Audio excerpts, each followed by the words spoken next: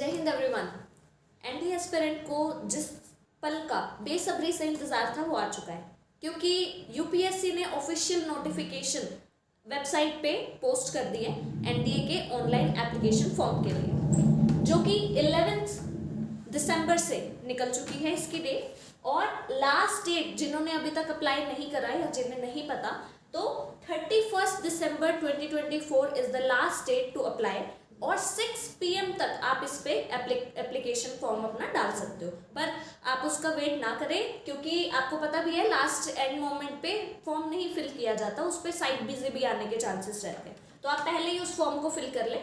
जिस वेबसाइट पे आप जाके फिल कर सकते हैं वो वेबसाइट आपको मैंने यहाँ हाईलाइट कर दी है, upsc.gov.in। और बाकी की सारी इन्फॉर्मेशन के लिए वीडियो के एंड तक हमारे साथ बने रहे। नेक्स्ट इन्फॉर्मेशन जो मैं आपको बताने जा रही हूँ वो है मॉडिफिकेशन के लिए। कई स्टूडेंट्स को अगर मॉडिफिकेशन करना है अपने रजिस्ट्रेशन के अंदर कोई भी इंफॉर्मेशन के रिगार्डिंग, तो जैसे ये फॉर्म बंद होएगा, इसका फिलिंग बंद होएगी, उसके अगले हफ्ते तक यानी कि 1 से लेके 7 जनवरी तक आप इसमें मॉडिफाई कर सकते हो अपनी इंफॉर्मेशन को, ठीक है, रजिस्ट्रेशन की।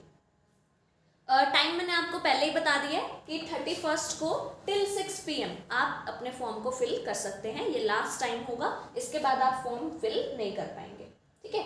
नेक्स्ट इन्फॉर्मेशन जो मैं आपको बताने जा रही हूँ वो है अपनी पोस्ट से रिगार्डिंग, कि कितनी पोस्ट इस बारी एनडीए वालों ने आपको दी है। स्टूडेंट्स कितने एनडीए में अपने आप को देख सकते हैं एनडीए ऑफिसर बनते हुए।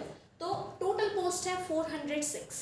और अगर आप देखेंगे फीमेल कैंडिडेट के लिए जितनी पोस्ट हैं आर्मी, नेवी, एयरफोर्स में मिला के, वो टोटल रहेंगी 27। बाकी के बाइफोकेशन आप देख सकते हैं स्क्रीन पे आपके लिए इंफॉर्मेशन के लिए।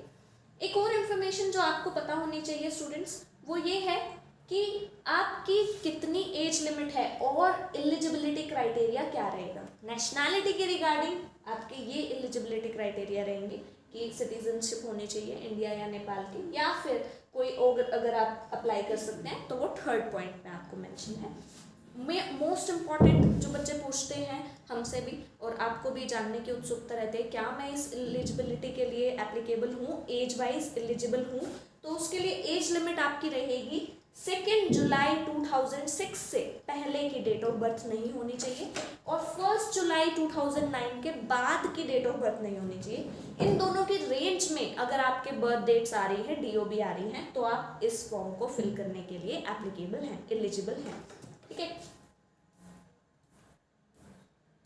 नेक्स्ट है बच्चों एजुकेशनल क्वालिफिकेशन। देखिए, अगर आप आर्मी के लिए अप्लाई कर रहे हैं तो डजेंट मैटर आप 12th से कौन सी स्ट्रीम से थे, यानी कि आप कॉमर्स, मेडिकल, नॉन मेडिकल या फिर आर्ट्स से भी थे, तो भी आप इस आर्मी के फॉर्म को फिल के लिए या एलिजिबल हैं आर्मी पोस्ट के लिए, ठीक है। सिर्फ 12th पास होने चाहिए, ठीक है।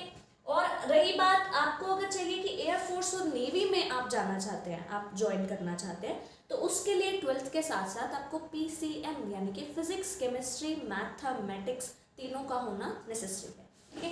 तो ये आपकी एजुकेशन क्वालिफिकेशन है अलग अलग पोस्ट के लिए। एक और बात, 11th के स्टूडेंट एलिजिबल नहीं है। 11th के स्टूडेंट पहले हुआ करते थे एलिजिबल जब OTR नहीं होते थे।